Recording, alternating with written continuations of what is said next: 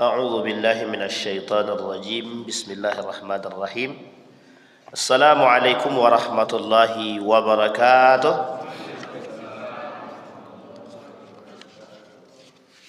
Alhamdulillahi rabbil alamin wa bihi nasta'inu ala umurid dunya waddin.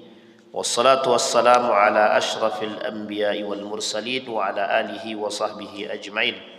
Allahumma salli wa sallim wa barik ala hadzal nabiyil karim. Allahumma salli ala Muhammad wa ala ali Muhammad fil alamin innaka Hamidum Majid. Ya ayyuhan nasu ittaqu rabbakum alladhi khalaqakum min nafsin wahidah wa khalaqa minha zawjaha wa batha minhuma rijalan katsiran wa nisaa wattaqullaha alladhi tasaaluna bihi wal arham innallaha kana 'alaikum raqiba. Wa qala Allah ta'ala ya ayyuhalladzina amanu ittaqullaha wa qulu qawlan sadida yuslih lakum a'malakum wa yaghfir lakum dhunubakum wa man yuti'illaha wa rasulahu faqad faza fawzan 'azima. Puji syukur kehadirat Allah, senantiasa kita mengucapkan alhamdulillahi rabbil alamin, bersalawat kepada Nabi dengan mengucapkan Allahumma salli ala Muhammad wa ala ali Muhammad fil alamin innaka Hamidum Majid. Bapak Ibu sekalian yang berbahagia, mudah-mudahan di subuh hari ini Allah melimpahkan rahmat dan karunia-Nya serta keberkahannya kepada kita dan keluarga, rumah tangga yang sakinah, mawaddah warahmah, anak-anak yang saleh dan salihah. Insyaallah kita semua husnul khatimah dan istiqamah dalam kebaikan dan ketaatan. Untuk orang tua kita yang telah mendahului kita, Allah sehatkan, Allah kuatkan, Allah limpahkan rahmat. Dan kemudian untuk orang tua kita yang telah mendahului kita, Allah tempatkan di tempat terbaik di sisinya, Allah terima amal ibadahnya, dan Allah kumpulkan bersama orang-orang yang saleh. Kemudian Bapak Ibu sekalian yang berbahagia, mudah-mudahan insyaallah Ramadan kita sebentar lagi akan berlalu, maka mudah-mudahan kita bisa istiqamah sampai akhir. Amin ya rabbal alamin. Baik Bapak Ibu sekalian yang berbahagia, kemarin kita sampai pada dosa besar dosa besar tentang uququl walidain. Dosa besar yang ke-8 tentang uququl walidain. Dosa kepada orang tua atau berbuat yang tidak baik kepada orang tua. Nah, Bapak Ibu sekalian yang berbahagia, di dalam hadis baginda Nabi Muhammad SAW, sebelum kita lanjutkan pada dosa besar yang selanjutnya, wa an Abi Hurairah radhiyallahu anhu qala qala Rasulullah sallallahu alaihi wasallam arba'atu nafarin haqqan 'ala Allah an la yadkhulaha an la yudkhilahumul jannata wa la yudhiqahum na'imaha mudmirul khamar wa akilur riba wa akilu malal yatim zulman wal aqli walidayhi illa an yatubu. Kata Allah, kata Nabi dalam hadisnya, ada 4 golongan yang Allah punya hak untuk tidak memberikan kenikmatan kepada mereka, dan Allah punya hak memasukkan mereka ke dalam api neraka. Yang pertama kata Nabi dalam hadisnya, mudmir khamar, peminum khamar, penjual khamar, sama. Yang menjual, yang meminum, yang menyebarkan khamar sama. Kata Nabi, mereka ini yang pertama Allah punya hak untuk memasukkan mereka ke dalam neraka, dan Allah punya hak untuk mencabut kenikmatan dalam rumah tangga mereka, dan Allah punya hak untuk memutus rezeki mereka. Wa akilur riba, para pelaku riba yang suka makan riba. Wa aqilu malil yatim zulmah, yang memakan harta anak yatim dengan cara kezaliman. Ya ayyuhalladzina amanu la ta'kulu amwalakum bainakum bil batil illa an takuna tijaratan an taradin minkum. Boleh kita mengambil hak kita dari orang lain dengan cara tijarah. Di luar dari tijarah tak bisa, perdagangan. Kemudian kata Nabi, wal a'iq li walidayhi illa an yatub, orang yang durhaka kepada orang tua. Jadi 4 golongan ini spesial. Yang paling spesial di antara 4 ini yang terakhir, orang yang durhaka kepada orang tuanya sampai mereka bertobat. Jadi kalau mereka tidak bertobat, maka tidak ada pintu surga bagi mereka. Nah, ini bahasanya yang sering kita dengar. Orang yang berbuat durhaka kepada orang tuanya sekalipun menyakiti satu hati orang tua saja, satu kali saja dia menyakiti hati orang tuanya, belum dia minta ampun kepada Allah dan belum dia datang kepada kedua orang tuanya dan meminta maaf, maka ketika itu sampai dia datang kepada Allah dan meminta maaf kedua orang tuanya, maka barulah Allah buka pintu rezeki dia balik. Kalau tidak Allah tutup pintu rezekinya, dia Allah tutup pintu keberkahan, Allah tutup. Jadi orang yang durhaka kepada orang tua ini banyak ancamannya, banyak. Sudah ditutup pintu rezekinya, pintu keberkahannya, dan rumah tangganya mesti berantakan itu.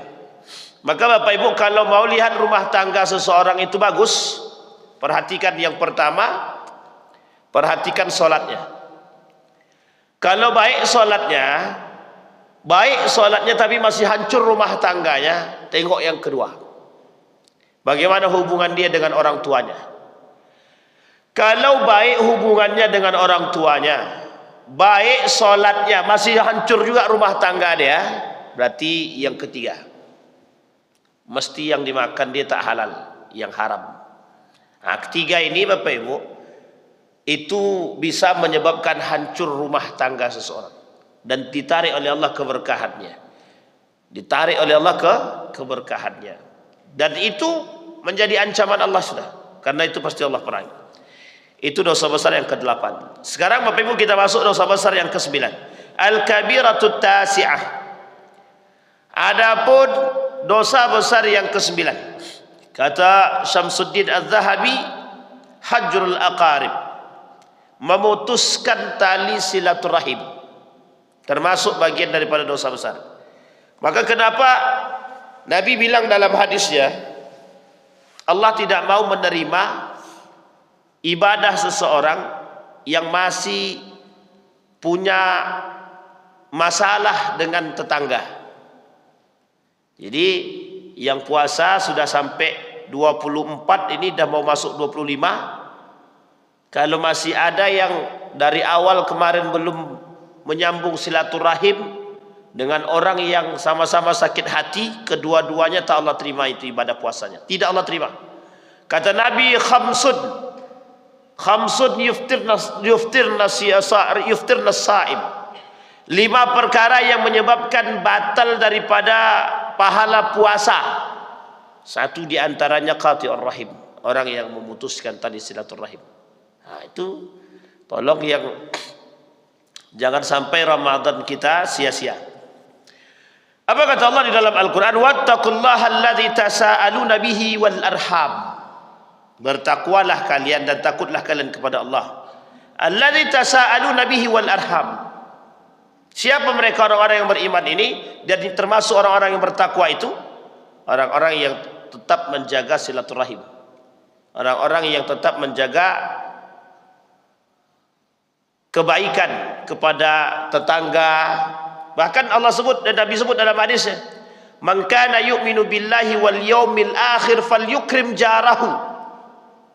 Jangan ngaku beriman kalau masih tak bertegur sapa dengan tetangga. Jangan ngaku beriman kalau masih ada hati tetangga yang masih tersakiti. Jangan ngaku beriman kalau tidak membantu tetangga. Jangan mengaku beriman kalau melihat tetangga sakit kita tak bantu. Jangan mengaku beriman kalau ada tetangga tak makan kita tak bantu. Itu ciri-ciri, indikasi orang-orang yang tidak beriman.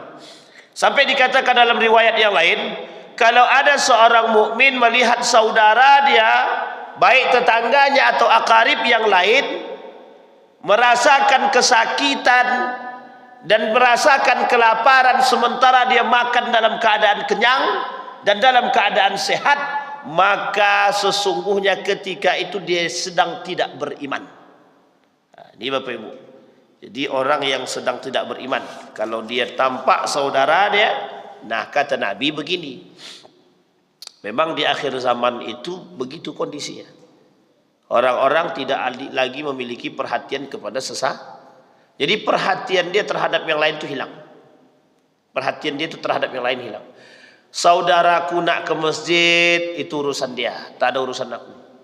Saudaraku ini entah dah makan atau belum, tetangga ni tak urusan. Yang penting anak istriku makan, anak istriku ke masjid, kami tetap salat. Itu ibadah personalnya tidak akan diterima sama Allah itu. Tidak akan diterima. Cerita yang unik, seorang alim rajin tahajud, ibadah pribadi, urusan dengan tetangga dia tak baik. Urusan tetangganya tak baik. Kata malaikat Jibril, aku diharamkan oleh Allah untuk menuliskan namamu dalam catatan amal baik. Itu Imam Ghazali yang menuliskan dalam kitabnya Mukasyafatul Qulub. Dalam cerita yang lain unik lagi, malah kebalikan.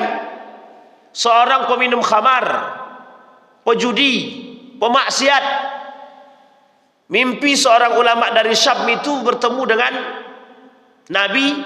Nabi bilang, sampaikan kepada pemuda itu bahwa dia ahli surga. Jadi seorang pemuda yang kerjaannya maksiat, Nabi bermimpi, ulama Syam ini bermimpi bertemu dengan Nabi. Pesannya dalam mimpi berkali-kali itu cuma satu, saya sampaikan kepada pemuda itu kalau dia ahli surga. Setelah ditelusuri, pemuda ini ahli maksiat, peminum khamar, tidak solat, kok bisa jadi ahli surga? Jalan taubat itu kita tidak tahu. Jalan taubat itu, jalan hijrah itu sama bahasanya dalam Al-Quran itu, innaka lan tahdi man ahbabta walakinnallaha yahdi man yasha. Pemuda ini ternyata, kata ulama, datang ulama Saudi dengan ulama Damaskus ke rumah pemuda tersebut. Apa kata ulama Damaskus tadi? Kok orang yang kutemui itu seperti ini? Satu kampung tahu dia pelaku maksiat, satu kampung. Tapi kemudian apa yang terjadi? Kenapa kok dia dikatakan oleh Nabi ahli surga? Ini diceritakan dalam kisah nyata. Ternyata pemuda ini setengah dari apa yang dia dapat penghasilannya. Misal penghasilan 2 juta. 1 juta untuk dia, 1 jutanya untuk tetangga dia yang anaknya sudah yatim, yang bapaknya sudah tidak ada, tinggal berarti janda. 1 jutanya untuk janda tadi. Untuk janda tadi, untuk menghidupkan anak yatim tadi. Coba bayangkan, 1 juta untuk anak dan istri dia, 1 juta untuk tetangga dia yang tak mampu tadi, janda tadi yang sudah ditinggal mati oleh suaminya. Sampai orang lain yang bermimpi bertemu dengan Nabi, Nabi katakan kalau dia ahli surga. Saking tak yakinnya ulama tadi, tengok pakaiannya, kelakuannya tak yakin. Tapi begitulah kehendak Allah. Ada orang yang istiqamah dalam kebaikan, maka kita tak bisa juga menjudge orang itu, menghakimi orang. Oh, tidak akan masuk surga orang macam kau ni, tak akan Allah ampuni orang macam kau ni. Itu tak bisa. Itu urusan Allah. Singkat cerita, pemuda tadi dibawa oleh ulama tadi, ke Masjidil Haram. Dia tak jauh tinggalnya dari Mekah itu, 30 menit. Dibawa ke Masjidil Haram. Apa kata pemuda tadi? Selama aku tinggal di Mekah belum pernah aku belum pernah menginjakkan kakiku di Masjidil Haram ini. Dibawa ke depan Ka'bah, solat 2 rakaat, habis solat meninggal. Coba bayangkan. Itu rahasianya Allah kalau dah begitu itu. Itu tidak bisa itu. Orang yang bertaubat kata Allah, semua dosanya Allah ampun dari dulu sampai dia bertaubat, itu dosanya langsung Allah ampuni. Kalau Allah terima taubatnya. Tapi yakinlah Allah pasti akan menerima taubat hambanya. Cuma kalau yang taubatnya main-main, taubat maksiat, itu nampak kali. Nah, itu tidak akan Allah terima itu. Baik. Fahal asaitum in tawallaitum an tufsidu fil ardi wa tuqatti'u arhamakum. Kemudian Allah kata ulaika alladziina la'anahumullah fa asabbahum wa a'ma absarahum. Apa kata Allah? Aku melaknat orang-orang yang memutuskan tali silaturahim. Jadi orang-orang yang berpaling daripada kebaikan, termasuk salah satunya adalah memutuskan silaturahim, maka Allah akan melaknat mereka. Laknatnya Allah itu banyak macamnya Bapak Ibu. Laknatnya Allah itu, kata para ulama, laknatnya Allah itu salah satunya adalah selain daripada memberikan azab dia baik di neraka maupun di dunia, baik di dunia maupun di akhirat, Allah cabut, Pak. Jadi azabnya Allah di dunia itu Bapak Ibu bisa jadi Itu banyak sekali yang disampaikan oleh para ulama, itu bisa jadi dicabut keberkahannya, rumah tangganya tidak berkah, rumah tangganya masih berantem, rezekinya terus kurang, tidak pernah berkecukupan. Kemudian orang tidak mau melihat dia, orang tak mau berbaur dengan dia. Nah, itu bagian itu Pak. Kalau kita temukan ada orang yang tidak suka dengan kita, mayoritas orang kok tidak suka dengan kita, itu bisa ditengok Pak, hubungan kita dengan orang itu seperti apa. Lah kok kita merasa seperti orang yang terasingkan, tinggal di perumahan tapi kok seperti orang yang terasingkan, terisolir. Jangan salahkan orang dulu, salahkan diri sendiri. Bagaimana komunikasi kita dengan orang? Bagaimana komunikasi kita dengan tetangga? Bisa jadi kita tak memperhatikan haknya tetangga. Apa haknya tetangga? Itu menghormati, menghargai sebagai manusia. Ini unik Pak, tinggal di perumahan, satu orang pun tak ada yang kenal sama rumah bersebelahan nih, tidak saling kenal. Itu penghuni neraka semua itu isinya itu. Tapi mereka semua sibuk, sesibuk apapun dia, sesibuk apapun, yang namanya tetangga itu pasti ada waktu. Saking sibuknya, Senin sampai Jumat kerja, pergi pagi pulang malam, tak ada tegur sapa dengan tetangga. Sabtu Minggu, Sabtu Ahad pergi ke Padang. Bukan diutamakannya berkomunikasi dengan tetangga, justru dia pergi ke jalan-jalan. Nah, yang contoh-contoh kayak gini nih, besok mati dibiarkan orang tuh. Mati dibiarkan orang. Kenapa kok dibiarkan orang? Orang dia tidak berbaur. Dan itu kejadian Pak, kejadian. Apa kata masyarakat? Kami tak mau ngurus jenazah dia. Satu, dia tak ada bayar sosial kematian. Yang kedua, duduk bersama kami pun tak pernah. Yang ketiga, kalau dia jalan menegur siapa pun tak mau. Nah, ini ciri-ciri orang-orang yang tinggal di perumahan bukan eksklusif lagi itu. Lah lebih daripada eksklusif. Tak mau dia menegur orang. Takut dia kadang-kadang. Nah, ini masalah tuh. Besok dimaling orang rumah dia, orang diam aja. Lantaklah alhamdulillah kata orang. Begitu kan orang Pak. Dan itu kejadian. Kejadian.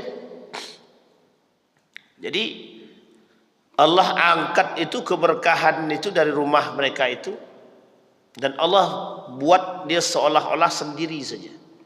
Bapak Ibu sekalian yang berbahagia, di sekolah-sekolah SD dulu, kami kecil dulu itu dipelajari, manusia ini makhluk sosial.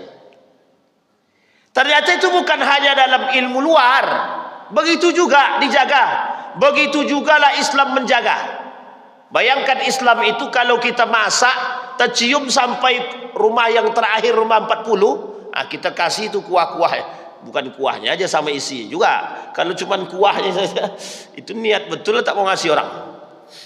Itulah bahasa ilustrasinya. Ilustrasinya sederhana. Jadi Bapak Ibu dalam Islam itu tetangga itu Bapak Ibu 40 ke depan, 40 ke belakang, 40 ke kanan, 40 ke kiri. Jadi kalau dikalikan berapa itu? 40 kali 4. Jadi berapa itu? 160. Itu baru disebut dengan tetangga. Ini jangankan 40 Pak, satu rumah pun tak terbagi. Nah, sampai bagi-baginya begini. Sudah, nak bersisa makan nih kok tak habis. Nah, itu mana siapa tahu tetangga mau. Sudah sisa, baru dia ingat tetangga. Biar dia tak terjerumus dalam dosa tabzir, dibagikannya sesat tadi ke tetangga tadi. Nah, ini masalah nih. Kalau nak niat bagi orang tuh bagi dulu. Disisakan baru dibagi. Ditaklah sisa baru dibagi dia. Nah, itu masalah gini sekarang tuh.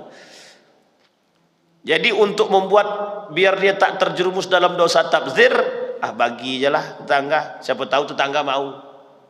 Tetangga ini tahu mau aja. Cuman kita yang punya masalah dengan Allah itu. Kita kasih orang tuh sisa kita. Nabi bilang kasih itu yang terbaik. Lah ya kita kasih yang sisa. Ya menurut kita tak baik, menurut orang terbaik. Oh itu ya mungkin. Bisa jadi begitu. Sampai di sini bisa dipahami ya Bapak Ibu. Ini karakter masyarakat begitu. Sampah dia sampai tetangga tak tahu. Sampah dia. Kadang tetangga tuh menggerutu sendiri aja. Bapak Ibu bayangkan ya. Tolong Bapak Ibu sekalian yang berbahagia. Aliran air. Apa namanya itu? Yang air menetes ke bawah tuh. Pancuran. Apa namanya? Kucuran. Nyobot itu pun susah. Cucuran air ke bawah tadi tengok baik-baik. Itu ke tanah orang apa tidak? Sampah kita sampai ke rumah orang apa tidak? Tolong itu diperhatikan betul. Jangan mentang-mentang kita punya merasa berada, merasa mampu, sampah kita sampai ke tempat orang.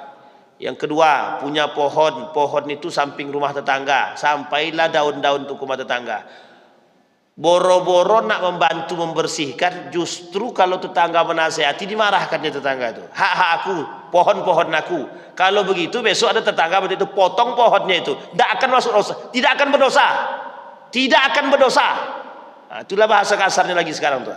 Kalau mau menghasut, cuman kan tak boleh menghasut. Berdiskusilah dengan baik. Tapi kadang orang yang punya ini merasa paling pula. Ini kejadian Pak, kejadian. Tidak bertegur sapa karena daun. Daun ini benda mati, awak benda hidup, tak bertegur sapa. Itu kadang-kadang sakit hati orang buatnya. Datang jamaah itu ke rumah Pak. Ustaz, sampah tetangga rumah saya tuh Ustaz, capek saya ngomong dah. Tolong Ustaz ngomongkan ke dia katanya. Pergilah awak kucuk-kucuk datang ke situ. Mana sampahnya nih? Ini pohonnya. La ilaha illallah. Rupanya lumayan juga. Tapi saya bilang sama beliau gini, nanti kalau berbuah kan lumayan juga tuh. Tapi tak sanggup bersih daun setiap hari Ustaz katanya. Setiap hari saya menyapu lagi. Boro-boro awak disenyumkannya. Ditegurnya pun tidak. Kalau begitu potong aja pohonnya. Halal juga. Tidak ada masalah. Cuman motongnya dari sini sampai ke atas. Bisa ada saya bilang. Itu yang susah. Sampai di sini bisa dipahami Bapak Ibu. Yang begini-begini ini sepele Bapak Ibu, sepele. Tapi itu membuat orang masuk neraka itu Bapak Ibu. Percaya kata-kata saya. Kenapa begitu? Gara-gara ini putus silaturahim tuh Pak. Cuman gara-gara daun, gara-gara cucuran air, itu bisa memutuskan silaturahim. Aku tidak akan mau tegur dia lagi. Sampah dia pun minta ampun sampai ke rumah saya. Itulah. Ini kadang kita masak, sengaja pula pintu jendela dibuka. Cium. Memang sengajanya betul. Sudah digitukannya taklah dibagi orang tuh. Itu memang tercela betul tuh Pak. Tercela betul itu. Orang zaman dahulu rumahnya tidak bersebelahan Pak. Rumah tuh di ujung tuh. Tak bisa dia memberi makan ke orang lain. Bisa tetangga ini mengantarkan makanan ke rumah yang jaraknya tidak bersebelahan. Ini bersebelahan boro-boro kasih makan. Bertegur pun tidak. Nah ini masalah kita hari ini Pak. Jadi Nabi sudah bilang memang. Kata Nabi dalam hadis itu memang begitu. Kelak di akhir zaman tuh karakter manusia begitu itu. Apalagi sekarang Pak. Nah, tetangga sebelah, awak di sini. Kedua-duanya main HP. Haram kalau bertegur sapa. Gara-gara HP ini lah. Rupanya yang saling komen sebelah rumah. Dia saling komen. Ini mengkomen ini komen ini. Rupanya rumahnya bersebelahan. Nah, itu bagaimana coba tuh? Itulah karakter manusia hari ini. Dan ingat kata Allah, Allah melaknat orang-orang yang memutuskan silaturahim. Allah laknat, Pak. Allah laknat dalam Al-Quran itu orang-orang yang memutuskan silaturahim. Tapi Pak Ustadz, dia pelaku maksiat. Bagaimana cara sikap kami terhadap pelaku maksiat? Boleh tidak kami tidak bertegur sapa dengan pelaku maksiat? Nah, ini banyak pertanyaan. Nanti ada pertanyaan kedua yang sama. Bapak Ibu, kalau Bapak Ibu tidak mau bertegur sapa dengan pelaku maksiat, bisa jadi kemaksiatan yang dia lakukan akan terus berkelanjutan. Dari silaturahim tadi, dari banyak berdiskusi tadi, kalau sudah terasa saatnya, kita bisa punya kesempatan untuk menasehati. Tapi kami takut bosan kecipratan kemaksiatan dia. Pandai-pandai menjaga diri. Kita punya hak, tapi tidak boleh kita tidak bertegur sapa. Kalau ingin menjauhkan diri agar tidak terjerumus, menjauhkan di sini, menjaga diri kita untuk tidak terlalu banyak berbaur dengan pelaku maksiat, itu baik Pak. Memang begitu harusnya. Cuma kalau memutuskan langsung silaturahim itu tak boleh. Tidak benar. Kau pelaku maksiat, aku tak sudi bertegur sapa dengan dirimu. Karena kau peminum khamar. Nah, itu tidak boleh Pak. Bisa jadi nanti dia masuk surga dia, kita masuk neraka. Nah, tolong itu dipahami betul-betul. Pak Ustadz, dia menyakiti hati aku Pak Ustadz. Aku tak sudi. Pokoknya kalau ketemu dia aku cari jalan pintas Pak Ustadz. Kalau jalan itu cuma satu, tidak ada pintasnya gimana? Jadi tak usah makan. Ditunggunya Pak tengah jalan tuh, biar ditegur siapa? Biar ditegur. Karena siapa tadi yang sakit hati tadi tak mau menegur, diamlah di rumah. Ditunggunya di depan rumah tuh, tak keluar-keluar dari rumah tuh. Nah, itu curiga kita lagi. Nah, ini tak boleh begitu Bapak Ibu, tidak boleh begitu. Jalan seperti biasa. Dia menyakiti hati kita, berdoa kepada Allah, ya Allah, ampuni dosa si fulan yang telah menyakiti hatiku. Sanggup Bapak Ibu begitu? Sanggup enggak? Ini gara-gara hutang nih, gara-gara hutang. Minta ampun Ustaz, 10 kali kami datang ke rumahnya dah minta menagih hutang dah. Lah untuk pengemis pula kami ke rumah dia. Aku tidak akan, tak sudi lagi nengok muka dia. Tak sudi menegur dia lagi. Orang yang menanamkan karakter seperti ini di dalam diri dia, dia sedang dihasut iblis. Dia sedang berkawan dengan iblis. Salah satu kawannya iblis itu yang memutuskan silaturahim. Yang sengaja mengatakan, tapi kan dia menyakiti hati kami Pak Ustaz. Sulit untuk mengobati hati. Bukan sulit, kita tak mau. Terlalu sakit Pak Ustaz yang dia buat Pak Ustaz. Ya Rab, emang sesakit apa? Diambilnya suami aku Ustaz. Nah, itu iya mungkin. Nah, ini masalah nih Pak. Jadi Bapak Ibu, saya kasih tahu sama Bapak Ibu semua, banyak cara untuk menyakiti hati orang. Tapi ingat, banyak cara yang Allah berikan untuk mengampuni orang, memaafkan orang. Allah saja yang punya kuasa ampuni. Kita ini bukan Tuhan, malaikat bukan, Tuhan bukan, nabi bukan, tabi'in bukan. Tak karena itu Ustaz, karena kami bukan nabi, karena kami bukan malaikat, karena kami bukan tabi'in, karena kami bukan orang soleh, terus kalian siapa? Kan itu pertanyaan lagi. Kalau kita tak mau jadi soleh, kita mau jadi apa? Kalau kita tak mau mengikuti Nabi, kalau kita mau ngikutin siapa? Kan itu pertanyaannya lagi. Sehingga Bapak Ibu, kita punya cara berusaha untuk tetap bisa memperbaiki diri. Solusinya adalah, sesakit apapun hati kita terhadap orang lain yang telah menyakiti kita, ingat yang pertama, seburuk-buruknya manusia pasti ada kebaikan yang dia buat. Sebaik-baiknya orang pasti ada keburukan yang dia buat. Inilah salah satu cara yang dilakukan oleh Ibnul Qayyim Al-Jauziyah. Kalau Bapak Ibu benci betul dengan orang, tengok sisi kebaikan dia, sehingga kita tak terjerumus dalam hati yang buta. Kalau orang tu baik betul, tengok sisi keburukan dia, sehingga kita tidak fanatik terhadap orang itu. Pokoknya si anu tu paling the best lah Pak Ustaz, tidak ada celahnya sama sekali. Itu bukan malaikat, manusia. Pasti ada salahnya. Sekali nampak salahnya tak mau nengok dia lagi kan. Nah, itu masalah kita. Sehingga kata Allah dalam Al-Quran, jangan kalian terlalu membenci seseorang, bisa jadi orang yang kita benci kita cintai. Jangan terlalu menggebu-gebu mencintai seseorang, bisa jadi orang yang kita cintai ini kita benci. Nah, ini banyak kejadian ya, banyak. Tengoklah orang-orang yang bercerai itu. Itu awalnya kan cinta mati itu. Aku cinta kamu, pokoknya tidak ada dunia dan seisinya, aku karena cinta kepadamu. Sekali berkelahi, coy langsung habis. Aku benci banget sama kamu, kata dia. Nah, coba bayangkan tuh. Itu kalau Allah ingin membalikkan segala sesuatu itu bebas. Kan menanamkan rasa sakit hati dalam dirinya dia. Bapak Ibu, yang saya ingin sampaikan adalah, itu qaswatul qalbi, pembuat hati rusak, pembuat hati mati.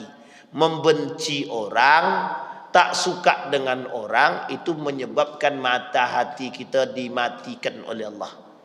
Jadi jangan sampai rasa sakit hati kita ini menutupi kebaikan orang lain.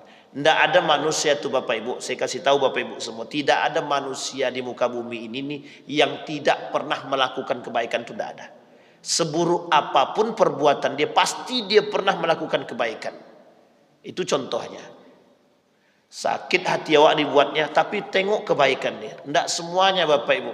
Manusia itu ada, setiap manusia ini kan akan kembali kepada fitrahnya. Fitrah itu kebaikan. Dia lahir dengan fitrah, dia lahir dengan kebaikan dia Bapak Ibu. Jadi jangan pandang orang itu semuanya perilakunya buruk semua. Lu Anda siapa? Anda sebaik apa? Allah hanya tidak mau buka aib kita Pak. Kalau Allah buka aib kita mungkin lebih parah daripada dia lagi. Nah, begitu cara memandang Pak. Begitu cara memandang. Kata Ibnul Qayyim Jauziyah, pandanglah dengan mata hati, bukan mata. Kalau mata ini saja yang kita gunakan untuk memandang, sama kayak binatang. Binatang juga memandang. Cuman kalau manusia bisa memandang dengan yang baik, ada unsur hati pengkontrol. Kalau binatang tidak ada hatinya Pak, makanya pandangnya dengan nafsu ya terus. Sampai di sini bisa dipahami Bapak Ibu. Nah ini poin penting untuk kita pahami. Karena karakternya Bapak Ibu, mohon maaf, penyakit di muka bumi ini itu cuman itu kasusnya paling banyak. Kasus paling banyak di muka bumi itu cuman itu kasusnya Pak. Qati'ur rahim, pemutus tali silaturahim. Banyak penyebabnya memang. Karena saking banyaknya penyebab itulah kenapa Allah katakan Allah laknat orang-orang yang memutuskan silaturahim. Kadang-kadang hanya karena lisan sakit hati. Memang Pak, afatul lisan. Keselamatan orang itu tergantung pada lisannya juga. Kadang lisan ini tak bisa dijaga. Tengok tuh si Anu tuh nih. Itu rumah bertingkat 2, itu pasti duit korupsi itu. Terdengar sama tetangga tadi, la ilaha illallah, nih awak pun itu dunia korupsi katanya. Padahal awak berusaha, korupsi yang mana katanya. Nah itu kadang-kadang. Jadi lisan ini kadang-kadang kalau nak dijaga begitu dia. Makanya Bapak Ibu sekalian yang berbahagia, kenapa Imam As-Syafi'i itu kalau keluar rumah ditutupnya telinga, ditundukkannya ke pandangan ke bawah. Karena dia tak mau setiap keluar rumah tuh ngomentari orang aja terus. Kalau kita kan enggak. Keluar dari rumah tengok kiri kanan. Nak ke masjid, baru ini nak ke masjid nih, jalannya jalan baik, nak ke masjid, keluar dari rumah tengok kiri kanan, pasti ada yang dikomentarinya. Tengok rumah si Anu tuh, pohonnya tak dibersih-bersihkannya. Rumah orang yang dikomentari, padahal rumah dia lebih hancur lagi daripada rumah orang. Itu tak pernah dikomentarikan. Itulah kalau bahasa peribahasa itu, gajah di seberang nampak, semut di seberang nampak, gajah di pelupuk mata tak nampak. Salah orang aja taunya, salah kita tak tahu. Nah, cara memahaminya begitu. Jadi Bapak Ibu, kalau ada yang sakit hati, cepat obati. Jangan sampai gara-gara sakit hati atau qaswatul qalbi, hati kita jadi keras, tidak bisa menerima kebaikan, Allah tutup, Allah matikan, sehingga Allah tak mau terima Pak. Sittatun, kata Nabi dalam hadisnya, sittatu asya'in tuhbitul a'mal, 6 perkara yang merusak amal ibadah. Satu di antara 6 itu disebut dengan qaswatul qalbi, hati yang mati, yang tak mau menerima kebaikan. Bisa dipahami Bapak Ibu? Ini paham apa tak paham? Ini bahaya juga nih. Ini agaknya nampak efek iktikaf nih kayaknya nih. Gimana tadi Bapak Ibu? Iktikaf tadi malam? Ya iktikaf di mana? Di rumah atau di masjid? Di masjid. Baik.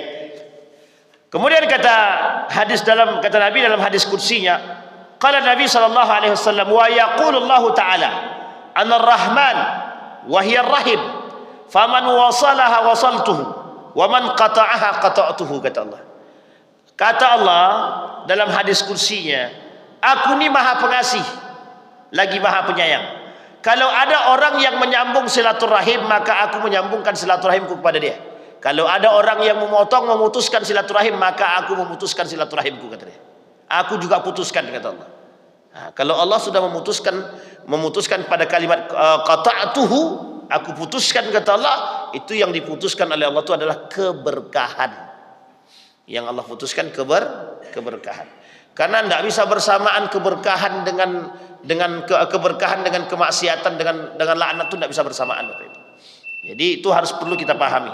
Karena memang jangan sampai kita termasuk salah satu di antara para pelaku. Nah, Bapak Ibu sekalian yang berbahagia, apa kata Allah di dalam Al-Qur'an? Kata Allah dalam hadis kursi lagi, irhamu man fil ardi yarhamukum man fis sama. Kalian sayangi manusia-manusia yang ada di muka bumi ini, maka aku akan menyayangi kalian. Penduduk langit akan menyayangi Anda. Ini baru dalam aspek rasa sakit yang kita terima kadang-kadang. Apalagi dalam aspek perhatian, Bapak Ibu. Disinilah namanya haqqul jar alal jar. Haknya seorang tetangga terhadap tetangga. Bapak Ibu, kita hidup di muka bumi ini tidak sendiri. Jadi tolong pahami betul, jangan egois, jangan sombong, jangan angkuh. Orang yang paling kuat di muka bumi ini, kata Umar bin Khattab, cuman satu, orang yang rajin berbagi, orang yang rajin berkomunikasi, orang yang baik bersilaturahim. Jadi rajin dia bersilaturahim, rajin dia berbagi, bersedekah, itu manusia yang paling kuat di muka bumi ini. Kenapa begitu? Sulit bagi orang yang sudah diberi itu untuk menyakiti. Kita ambil contoh. Ini kita ambil contoh yang paling sederhana. Bapak Ibu saya kasih tahu. Misal si A ini pelaku maksiat, kerjaannya korupsi. Anggap nih si A nih kerjaannya korupsi, tapi sering ngasih bapak duit. Kira-kira bisa enggak bapak katakan si A ini korupsi? Si A ini sering ngasih bapak duit, padahal dia koruptor. Tahu kita kalau dia itu koruptor. Kira-kira karena bapak dan ibu sering dikasih, bisa enggak bapak ibu mengatakan dia ini koruptor? Bisa enggak? Itu contoh paling sederhana. Tahu kita dia pelaku maksiat, tapi karena dia sering memberi kita tak sanggup nak mengatakan dia itu pak. Tapi dia baik Pak Ustaz. Kadang kan begitu kan. Akhirnya apa yang kita pilih kan pelaku maksiat juga kan. Nah, coba bayangkan. Begitulah ilustrasinya pak. Kenapa kita katakan orang itu terkuat? Karena dia membagi duit. Jadi kalau sudah membagi itu pak, lain cerita memang sudah. Nah, tapi bapak ibu, kita harus melihat dengan mata dan iman. Itu yang harus kita sampaikan. Sekalipun dia bisa memberikan kita apapun, yang salah tetap salah, yang benar tetap benar. Tidak bisa bapak ibu, mau dia kasih bapak ibu sebanyak apapun, tidak bisa bapak ibu membenarkan yang salah dan menyalahkan yang benar, itu tidak bisa. Kalau kita membenarkan yang salah dan menyalahkan yang benar, meskipun kita sudah dikasih, maka kita termasuk pelaku dosa besar. Sampai di sini bisa dipahami bapak ibu. Maka kata Umar bin Khattab, orang yang paling kuat itu orang yang rajin silaturahim dan orang yang pandai berbagi. Jadi kalau rajin dia sedekah, sulit pak. Orang yang baik, apalagi baik karakternya, tidak pelaku maksiat, tidak koruptor, akhlaknya baik, orang tahu dia rajin, dia bersedekah. Kira-kira ada enggak yang mau menyakiti hati dia itu? Sampai orang akan bilang begini, sebaik ini aja manusia kok ada yang menyakiti. Nah, orang lain pun ikut antusias kepada kita pak, ikut membela kita. Makanya disebut dengan kita manusia paling kuat itu kalau kita rajin berbagi. Cuman kalau pelit kita bapak ibu, pelitnya na'udzubillah min zalik, orang tak akan mau memandang kita, tidak akan. Termasuk orang paling lemah. Kenapa? Karena orang pelit bapak ibu tidak akan punya kawan. Orang pelit, orang bakhil, orang apa kalau bahasa lain? Pelit itu apa bahasa kampungnya? Loki, kedekut. Orang-orang kayak gini bapak ibu itu orang yang paling lemah. Kenapa paling lemah? Tidak punya kawan. Tidak ada yang mau berkawan sama dia. Aku tak akan mau berkawan sama dia. Setiap kali makan aku yang traktir, dia tak pernah traktir aku. Nah, coba bayangkan. Tapi kalau bapak ibu mengharapkan ditraktir itu salah juga. Kalau bisa kita traktir orang, jangan kita berharap ditraktir pula. Tapi poinnya begitulah Pak Ustadz. Iya memang begitu poinnya bapak ibu. Jadi itu menjadi satu hal yang sangat sepele, tapi ternyata mampu memutuskan silaturahim. Coba bayangkan ya, bapak ibu ngajak kawan makan. Bapak ibu terus, setiap dia ngajak bapak ibu terus yang bayarkan. Kadang-kadang timbul dalam hati pengen juga lah ditraktir sama dia gitu. Sekali tak ditraktir, tolonglah traktir, aku tak punya duit. Setiap kali minta traktir kok tak punya duit. Ujung-ujungnya apa? Kita tidak mau lagi berkawan sama dia. Ujung-ujungnya putus silaturahim kita pak. Putus. Nah penyebab putus silaturahim ini banyak. Miskomunikasi juga bisa. Bisa jadi bapak ibu, dampak daripada komunikasi yang buruk yang kita miliki itu bisa memutuskan silaturahim. Ini terjadi bapak ibu. Faktanya, saya sebutkan faktanya. Pernah dua sahabat, ini dua sahabat baik bapak ibu, begitu baiklah, hanya karena salah paham putus bapak ibu. Hampir bertahun-tahun tak bertegur sapa. Setelah didudukkan ternyata masalahnya sepele. Kedua-duanya salah paham. Hanya karena salah paham bisa tak bertegur sapa bertahun-tahun. Pertanyaannya, selama bertahun-tahun ini bagaimana? Begitulah Allah angkat keberkahan mereka pak. Jadi jangan sampai dengan putusnya silaturahim. Jangan sampai kita termasuk orang yang memutuskan silaturahim. Nah, kalau ada orang yang memutuskan, kita jangan memutuskan. Misal, si B sakit hati dengan kita. Tidak mau dia negur kita. Jangan balas pak. Jangan balas untuk tidak mau menegur pak. Kalau kau tak mau negur aku, tidak apa-apa. Aku tak akan tegur kau juga. Nah, itu tidak boleh pak. Kita tetap menegur dia. Kita tetap tegur dia. Biar yang mendapatkan hukuman itu, laknat itu dia bukan kita. Nah, ini yang paling penting. Karena kadang-kadang itu yang terjadi. Balas dendam. Kalau kau tak mau menegur aku pun tak sudi menegur kau. Aku pun tak sudi menegur kau, kata dia. Memang ditantangnya betul. Kalau kayak gitu kapan mau tegur siapa? Dan ingat Bapak Ibu, setiap ada saudara yang tidak bertegur sapa antara satu dengan yang lain, saudara yang lain berhak menegurkan dan mendamaikan. Wajib. Misal Pak Ketua Masjid dengan ini tak tegur sapa dengan beliau nih. Bapak Ibu jamaah yang hadir dan menyaksikan wajib dudukkan dua-dua. Sini kak duduk sini duduk. Damaikan dia. Wajib. Kalau enggak keberkahannya Allah tarik. Sampai di sini paham Bapak Ibu. Jangan gara-gara begitu, aku tak akan mau semayang di Masjid Nurul Hasanah itu. Ada ketua tuh. Sakit hati aku sama dia sudah. Nah, gara-gara dia tak jadi kita ke masjid. Nambah dosa kita, sudah dosa putus silaturahim, tambah pula dosa kita tak ke masjid. Nah, jadi jangan sampai penyebab hal-hal sepele seperti ini menjauhkan kita daripada Allah, menjauhkan kita daripada keberkahan. Sayang Bapak Ibu, sayang sekali. Termasuklah di bulan suci Ramadan ini, kata Nabi 5 dalam hadisnya itu yang menyebabkan amal ibadahnya tidak diterima atau pahala puasanya tidak diterima oleh Allah. Satu diantaranya yang memutuskan silaturahim. Bisa dipahami Bapak Ibu? Sekarang ada pertanyaan Bapak Ibu. Biasanya kasus ini banyak ini. Silakan Pak. Ketika kita ikut satu grup WA gitu ya. Kayak grup WA. Kita memutuskan tidak aktif. Tapi kalau hari raya misalnya kita masih mengucapkan atau yang meninggal kita masih mengucapkan, apakah itu kategori memutuskan silaturahmi? Baik. Kalau ada yang meninggal, jangan mengucapkan aja, datang. Oh, kalau bisa kita tempuh datang. Kalau cuma mengucapkan ke tetangga samping rumah meninggal, kita ucapkan semoga aku turut berduka cita lewat WA aja. Itu sama masalah juga itu. Baik Bapak Ibu. Enggak, insyaallah. Jadi kalau grup WA ini kan cuma wasilah saja. Kenapa kok keluar dari grup WA itu? Banyak maksiatnya. Keluar kita. Tapi komunikasi kita di luar WA kan bisa. Lewat teleponnya atau lewat WA pribadi. Nggak harus di dalam grup, nggak harus. Itu nggak memutuskan silaturahim Bapak Ibu. Kadang, mohon maaf, kadang-kadang di dalam grup WA itu lebih banyak mudaratnya juga. Kadang yang di-share ini, mohon maaf ya Bapak Ibu, nih yang suka ngeser-ngeser ini memang kadang-kadang otaknya perlu dicuci juga tuh. Kadang yang di-share di grup itu yang tak betul. Kadang perempuan tak pakai baju. Mending kalau tak pakai baju ini kepala tak ada juga, di-share-nya juga. Banyak yang tak benar di-share itu Pak. Kadang-kadang, mohon maaf ya Bapak Ibu, mohon maaf. Yang suka ngeser-ngeser nih, tolong ditahan tangan tuh.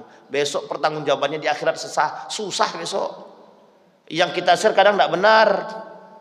Nah, ternyata buat fitnah kan. Kalau sudah buat fitnah, tambah dosa. Nah, kalau kita keluar daripada grup seperti itu, bagaimana? Yang kita sadar akan mudaratnya, keluarlah. Tapi kalau memang tidak ada mudaratnya dan banyak yang baik-baik, tidak usah keluar juga nggak apa-apa. Dan tidak dalam kategori orang yang keluar dari grup itu memutuskan silaturahim, kecuali habis berantem. Habis berantem dia di grup itu berkelahi, bercokak dia kan. Aku tidak akan mau masuk dalam grup ini lagi gitu deh. Kalau dia berniat untuk memutuskan silaturahim kepada yang lain, maka masuk dalam kategori itu. Tapi kalau dia cuma sekedar keluar untuk menjauhkan daripada mudarat dan dia tetap menjalin komunikasi di luar daripada komunikasi grup, itu tidak ada masalah. Tidak ada masalah. Nah, itu penting untuk dipahami Bapak Ibu. Sekarang ini kan karena zaman modern aja. Dulu kan tak ada pakai grup-grup kan Pak. Jangankan pakai grup, pakai HP pun tidak. Orang zaman dulu komunikasinya langsung verbal saja Pak. Tidak ada pakai komunikasi pakai HP, itu tidak ada. Dan itu lebih baik. Terkadang banyak salah khilaf itu bukan lewat ketemu Pak. Makanya kenapa di WA dia berantem, ketika ketemu dia bersahabat. Itu begitu banyak. Cuma yang kita takutkan dari WA ini kadang-kadang pemahaman yang kita sampaikan tidak sampai kepada orang. Kita memahaminya A, orang memahaminya B. Itu masalahnya. Makanya Bapak Ibu perlu juga kita berhati-hati menggunakan WhatsApp. Apalagi ini anak-anak muda yang tahu nih, WhatsApp, TikTok, Instagram dan sebangsa lah pokoknya. Dan Bapak Ibu sekalian yang berbahagia, perlu ketika kita berkomunikasi melalui jalur media sosial ini, perlu kita bisa menggunakan bahasa yang baik dan sopan, sehingga kita tak menyinggung orang. Tapi kalau memang harus disinggung Pak Ustadz, dengan bahasa yang baik menyinggungnya. Gimana coba cara menyinggung orang dengan bahasa yang baik? Itu perlu belajar kalau begitu. Begitu Pak ya, jadi insya Allah tak ada masalah kalau cuma keluar. Cuma kalau kita niat untuk memutuskan silaturahim, pokoknya aku mau keluar dari grup, aku tidak mau lagi bergabung dengan mereka dan nggak mau ketemu dengan mereka, itu masuk dalam kategori memutuskan silaturahim. Oke, hasil Pak. Misalnya kita di bertetangga ini, dengan jabat orang yang berpengaruh lah gitu. Tapi dia sama sekali tidak ada komunikasi dengan kita pun susah juga untuk berkomunikasi dengan dia. Karena dia pulang dari luar, dia masuk dalam rumahnya, pagar dikunci, dalam mobil kaca hitam pula tidak bisa kita ketok-ketok. Demikian juga nanti dia keluar, tidak bisa, walaupun kita kadang-kadang kita sengajakan untuk menyapa dia gitu, tapi dia tetap dalam kaca ditutup seperti itu, tidak menyapa dia. Bagaimana sikap kita terhadap itu? Baik Bapak Ibu sekalian yang berbahagia, kita sebisa mungkin menyambung silaturahim, sebisa mungkin. Kalau kita sudah tak bisa, kita sudah punya usaha untuk menyambung, kemudian dia tak mau disambungkan, itu kan nampak kali. Sudah kita tunggu di depan pintu, datang dia, masuk dia dalam itu, di depan pagar kita tunggu, sengaja kita mau menegur dia, tak dibukanya kacanya, pergilah Pak. Tapi kalau Bapak mau kayak jamaah tablik, tak apa juga, tunggu kan situ, woi ya panggil. Memang begitu Pak, serius. Dan ini terjadi pada masa tabi'in itu Pak, pernah terjadi. Memang sengaja ditunggunya, karena memang tidak ada komunikasinya. Apalagi sekarang nih. Nah, cuman kadang kita perlu paham juga, mengapa, ada masalah apa, atau jangan-jangan memang orang ini sulit berkomunikasi. Ini karakternya dulu ada orang yang sulit berkomunikasi, ada yang mudah berkomunikasi. Orang yang sulit berkomunikasi kadang-kadang kita perlu untuk mendahului Pak, satu, untuk memulai berkomunikasi, sehingga dia bisa masuk dan bisa berkomunikasi. Itu yang pertama. Yang kedua, bisa jadi orang-orang seperti ini sibuknya minta ampun. Orang-orang sibuk ini sebenarnya pun masalah juga. Orang yang sibuk dan tidak berkomunikasi dengan tetangga itu juga masalah. Setidaknya sisihkan waktu ketika weekend. Tidak mungkin setiap hari di waktu dari Senin sampai Ahad itu kerjaannya cuma kerja aja terus. Itu entar lagi tinggal tunggu aja itu. Tinggal tunggu matinya aja itu. Orang kalau udah sibuknya minta ampun seperti itu tuh sulit Pak. Nah, tapi mesti ada waktu dia. Nah, itu yang kita maksud, waktu kosongnya dia itu untuk berkomunikasi dengan masyarakat. Itu yang kedua. Yang ketiga, sudah kita datangi, sengaja kita inikan, kemudian dia tak mau buka kaca. Buka kaca pun dia tak mau pasang. Itu sombong namanya itu Pak. Kalau lain kan, tapi saya tidak pula mengajarkan yang buruk-buruk ya. Kita tidak mengajarkan yang buruk. Datang di situ kita ketok pintunya, tak dibukanya, kita tunggu di depan pagar dia pulang. Sudah begitu pula kita membangun silaturahim dengan dia. Tapi kemudian dia juga, kalau Bapak Ibu masih tetap ingin terus berjuang, silahkan. Tapi kalau tidak ada masalah. Itu sikap kita sudah sikap terbaik. Yang salah itu bukan kita lagi, yang salah mereka. Jadi kita ini tidak juga bisa memaksakan. Pokoknya dia harus berkomunikasi. Gimana caranya? Tidak bisa juga Pak. Kita ini bukan polisi yang harus memaksakan, kalau dia tak berkomunikasi masuk penjara, kan tidak mungkin juga. Nah, kita hanya bisa berbuat semampu kita. Tapi sesekali datang ke rumah dia, ketok pintu, tidak dibukakannya, tidak usah datang. Besok datang lagi, ketok pintu, tidak dibukanya, balik. Besok datang lagi sampai 10 kali. Kalau tak keluar juga 10 kali, tengok rumah dapat didobrak aja, siapa tahu mati dia. Iya kan? Itu kejadian Pak, kejadian betul. Ini nyata kejadiannya. Dan dalam tahun kemarin itu, datang ke rumah tuh, ketok pintu, tidak keluar orangnya. Ketok kedua tidak keluar juga. Ternyata pas diketok yang ketujuh, tercium bau busuk. Rupanya dia jadi mayat. Nah, siapa yang mati? Nah, bayangkan Bapak Ibu. Ini penting Bapak Ibu. Ini kejadian juga. Makanya kenapa alasannya? Ini kemarin kan saya sudah ceritakan itu di Singapura itu. Mayat 4 hari, mayat orang tua 4 hari di dalam apartemen, tidak ada yang tahu. Itu kenapa? Karena tidak ada komunikasi Pak. Tidak ada komunikasi. Kok bisa? Coba kalau ada komunikasi, bisa setiap hari. Kadang orang tetap lewat di depan apartemen itu Pak. Akhirnya yang mencium bau busuk itu pekerjaannya Pak. Nah, itu yang kita maksud. Ustaz, Habis. kalau seandainya Ini yang mana nih? Tunggu. Ini dulu Pak ya. Ini main serobot aja tadi nih, memang. Gitu Pak ya? Tunggu dulu Bapak dulu. Aman Pak ya? Gitu Pak ya? Cukup?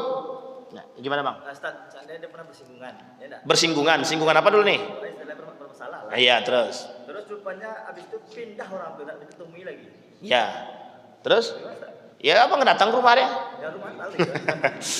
Bapak Ibu, ini kan sesuatu yang kan tadi kata kuncinya kan sudah jelas. Kalau ada nomor WA-nya, bangun komunikasi dengan baik. Yang penting begini, ini bahasanya begini. Kalau ada orang yang memutuskan silaturahim dengan kita, jangan kita yang memutuskan. Dia memutuskan terserah. Kalau kita ketemu tetap kita tegur. Bangun WA, bangun komunikasi. Kita yang disakiti, kita pula yang membangun. Tidak ada masalah Bapak Ibu. Pahala yang besar itu di situ.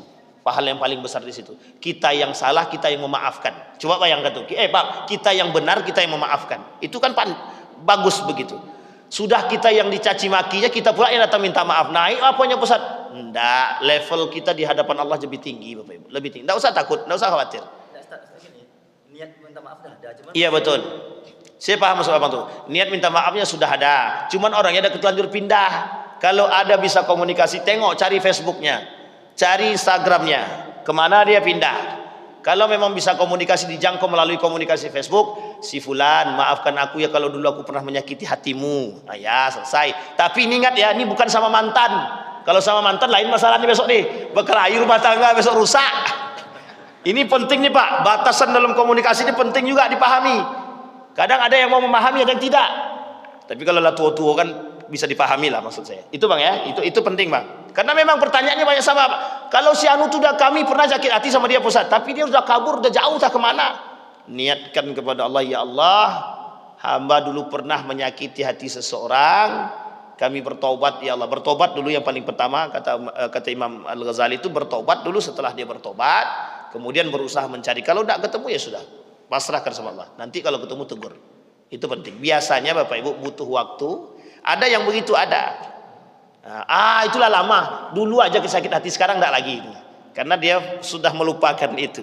Begitu Bang ya. Jadi tak usah kita melakukan yang sesuatu yang mampu kita lakukan. Kalau lah tak mampu kita lakukan, dia pindah ke Sulawesi. Awak nak duit tak punya, nak naik pesawat ke Sulawesi kan? Tak mungkin kita harus mengutang pula gara-gara nak minta maaf. Itu mungkin terjadi. Kalau orang yang memang takut betul dengan sesuatu yang begitu, seperti yang terjadi pada seorang tabi'in itu, dia rela datang ke tempat orang yang pernah dia sakiti menggunakan jalan kaki. Kalau kita mau seperti itu, tak apa-apa. Kalau mau jalan kaki ke Sulawesi, kalau menyiksa diri pula. Baik, silahkan Bang. Terakhir. Silahkan Bang. Kemana geser ya Bang? Oh, sakit hati juga. Kayaknya banyak yang sakit hati di masjid nih kayaknya.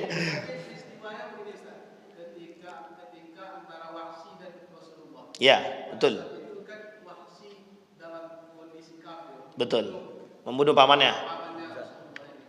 Apakah apa pelajaran yang kita ambil dari sikap Rasulullah kepada Wahsy ini, dan apakah sikap ini bisa kita jadikan dalil terhadap orang yang kita sakit hati? Oh iya, saya paham tuh. Bagaimana kalau saya tak mau negur orang? Jadi gini, Rasulullah itu ketika tidak menegur Wahsy itu ditegur sama Allah. Itu masalahnya dia. Bukan hanya Wahsy saja. Ada dua orang yang tidak ditegur oleh Allah. Yang pertama Wahsy, yang kedua itu namanya Yasir bin Amr. Yang ketiga Hindun. Wahsy itu sampai Nabi wafat tidak ketemu sama Nabi. Cuman hidup di zaman Nabi dan masuk Islam. Tapi Nabi nggak pengen ketemu sama dia. Karena telah membunuh pamannya tadi. Dan itu ditegur oleh Allah. Ini poin pentingnya di sini. Kita petik sedikit-sedikit ya. Kita ambil dulu ceritanya Wahsy. Rasulullah ketika tahu Wahsy masuk Islam, itu kebencian Rasulullah ini bukan benci, hanya ingin mengambil sikap betapa perbuatan itu tercela. Jangan Rasulullah ini Bapak Ibu jangan salah paham. Masa Rasulullah membenci orang yang sudah masuk Islam? Kita tidak bisa juga memahami demikian. Itu Rasulullah. Kan berbeda dengan kita. Sikap Rasul yang pertama, Rasul berdiam diri, mendiamkan diri untuk melihat betul tidak Wahsy ini benar-benar masuk Islam. Dan betul tidak dia mengakui kesalahan yang telah pernah dia buat. Itu satu. Yang kedua Bapak Ibu sekalian yang berbahagia, Rasulullah memaafkan Wahsy. Rasulullah maaf. Hanya saja Rasulullah nggak mau ketemu dengan Wahsy karena masih ada, dan itu ditegur oleh Allah. Apa kata Allah dalam hadis kursi yang lain itu terkait kasusnya Wahsy itu? Dalam hadis Nabi itu kata Allah, jangan begitu. Setiap orang itu punya hak, sehingga di akhir hayatnya Rasulullah itu Rasulullah melembut dirinya itu. Nah, Ustadz, sementara Rasulullah aja begitu, bagaimana aku? Kan begitu. Baik, apakah rasa sakit hatinya sampai melakukan pembunuhan seperti yang dilakukan oleh Wahsy? Kalau seperti itu, ada yang dilakukan oleh para ulama, ada. Kalau kita belum mampu, maafkan mereka. Kalau kita belum mampu untuk ketemu dengan mereka, kita yang beruzlah. Boleh, tak ada masalah, Pak. Tak ada masalah. Karena kita khawatir akan diri kita belum mampu untuk menerima. Tapi tidak memutuskan silaturahim. Artinya kita sudah memaafkan. Kalaupun bertemu dan berkomunikasi, tetap berkomunikasi. Nabi tetap berkomunikasi. Nabi tidak membenci dan tidak memutuskan silaturahim. Itu pemahaman pertama. Nah, yang harus diluruskan dulu. Jangan dijadikan dalil. Nabi aja bisa, sekelas Nabi aja bisa membenci Wahsy. Sama dengan Yasir ibn Ammar. Yasir ibn Ammar itu, dia kenapa tidak ditegur oleh Nabi? Ada alasan. Ada alasan pertama. Yasir ibn Ammar itu mengucapkan keluar daripada Islam. Dia ucapkan untuk menyelamatkan diri dia. Orang tuanya sudah meninggal, dua-duanya dibunuh. Kemudian Yasir ibn Ammar tinggal sendirian. Sehingga Yasir ibn Ammar untuk selamat dia katakan, aku keluar daripada Islam. Setelah keluar daripada Islam, bertemu dengan Nabi. Nabi tidak mau menegur dia selama 3 hari. Turun ayat untuk menjelaskan kepada Nabi. Itu terpaksa. Ini muncul kaidah fikih, ujung-ujungnya muncul kaidah fikih. Apa kaidahnya? Kalau hanya untuk kehidupan boleh, Pak. Boleh. Kalau kaitannya dengan kematian, itu boleh, tak ada masalah. Sekalipun harus mengucapkan secara lisan keluar daripada Islam, tapi hatinya tidak. Ditegur Nabi. Yang ketiga, Hindun. Hindun masuk Islam. Yang memakan hati siapa? Hamzah. Kasusnya mana? Perang Uhud. Kan begitu. Tapi karena ini perempuan, dia tidak banyak komunikasi dan interaksi. Hanya saja Hindun membuktikan melalui perjuangan dia. Jadi termasuk salah satu wanita yang berjuang. Wah, itu sikap. Artinya apa? Sikap Nabi tidak membenci dan tidak memutus. Hanya saja Nabi belum pengen ketemu itu untuk menjaga hati. Dan seperti ini boleh Bapak Ibu, tidak ada saking sakit. Tapi ingat Bapak Ibu, satu, derajatnya, tingkatan keburukan yang dilakukan itu tinggi. Kalau cuman mohon maaf hanya karena sampah di samping rumah, tak bertegur sapa, aku belum sanggup untuk bertemu Pak Ustaz hanya karena sampah dia, itu sangat kerdil sekali, Pak. Sampai di sini bisa dipahami ya. Nah, jadi sikap itu penting. Nah, jadi Nabi sudah memaafkan ketika Wahsy masuk Islam, Nabi sudah memaafkan. Hanya saja Nabi belum mau ketemu. Memaafkan bukan berarti memutuskan silaturahim. Artinya ketika ada yang berkomunikasi, kalaupun ketika itu Wahsy ketemu langsung dengan Nabi, hanya saja ketika itu Wahsy pun belum mau ketemu dengan Nabi. Sebenarnya bukan belum mau ketemu dengan Nabi, tidak berani ketemu dengan Nabi. Makanya tidak terbangun komunikasi. Jangan hanya dari sisi Nabi saja, tapi pahami dari sisi Wahsy. Wahsy sendiri pun belum berani ketemu dengan Nabi, karena khawatir Nabi akan membenci dia.